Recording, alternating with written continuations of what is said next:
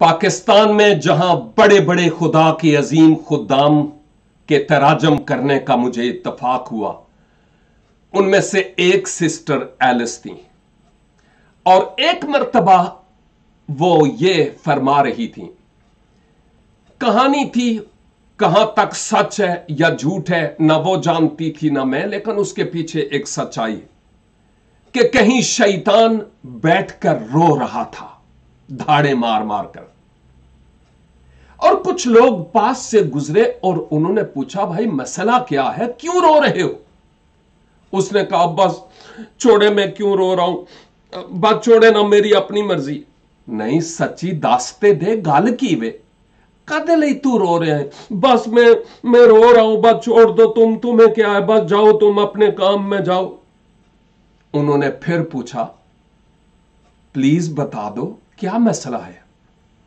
फिर इब्लीस मजबूर होकर जवाब देता है कि मैं इसलिए रो रहा हूं कि कई काम तो मैं करता हूं और करवाता हूं, और मैं डंके की चोट पर कहता हूं कि मैं करवाता हूं और मैं करता हूं, लेकिन रो इसलिए रहा हूं कि कई काम मैं नहीं भी करता तो लोग मुझ पर इल्जाम लगाते हैं, करते खुद हैं। किसी शायर ने कहा, हंसी आती है मुझे इस हजरत इंसान पे, फेले बद तो खुद करे, लानत करे शैतान पे।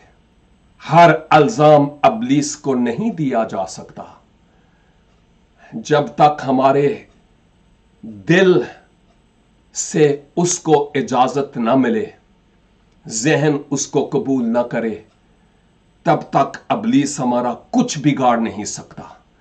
जब मैं और आप उसको अपने जीवन में आने का मौका देते हैं, तब वो काम करता है, वरना उसकी कोई मजाल नहीं कि मुझे और आपको वो शिकस्त खोर्दा करे।